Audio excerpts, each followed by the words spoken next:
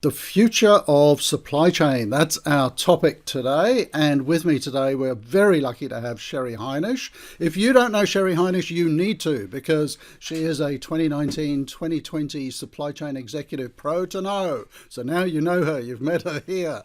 Also, an IBM futurist. So we really are talking to the right person about the future of supply chain, and that's coming right up.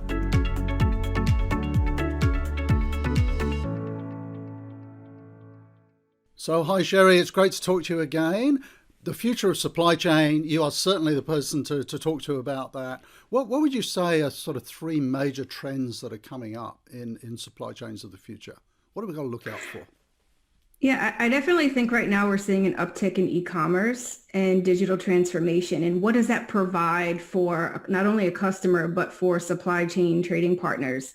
And part of that is access, visibility, transparency, and all for competitive advantage. The major changes that I see right now are the adoption of advanced technology at scale, sustainability. This is really becoming front and center in terms of core strategy, and then also extended producer responsibility. And then lastly, digital supply chain as a service. And if I can unpack those, Mm, I think that I want to just cushion this with the digital divide is very real. So we're speaking from, the point of view, I came from industry and I transitioned to technology, but I'm not a technologist.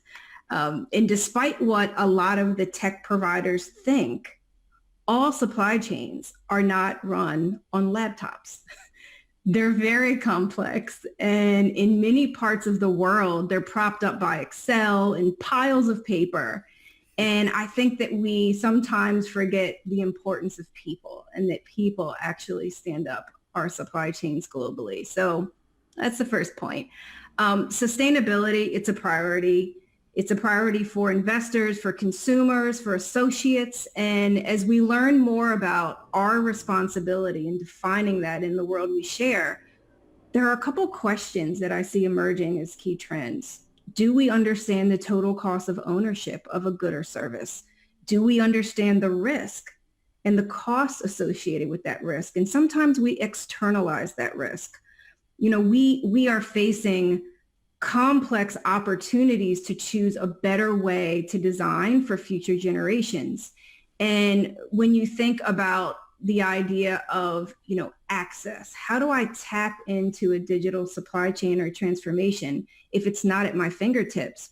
I'm seeing a lot of SMBs think about supply chain as a service where you can outsource that digitalization and really put the emphasis back on brands. Like, who are we? What do we stand for? What's our brand purpose? And also focus on having a really, kick-ass product or service that people dig instead of trying to, create this global supply chain orchestration that may not be a core competency. So those are really the three key trends that I'm seeing right now in the future of supply chain. okay, that's a terrific insight. So, look, I know there's going to be people watching this who are very new to supply chain. I get loads of questions online from people who are studying supply chain. And I get the sense they're a little bit lost about where supply chain is going and what they should study. What would be a couple of tips that you'd give to people who are really early in their career and things that they really need to grasp or study more? I think that supply chain is changing, and it's interesting because when I started out in consulting, I would go into a supply chain organization and I would talk to 10 people and I'd just say, how do you define supply chain? And I'd get Mm, nine different answers. And this was recently.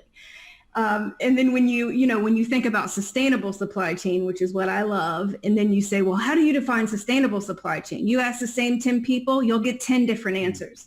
So I think we still don't understand what supply chain means. And if someone were to ask me, what is it? It's better defined now as new school supply chain and STEM or STEAM even, because when you think about the evolution of technology and the importance of data science and engineering and also the arts, so change management and organizational leadership is critical now when you think about digital transformation.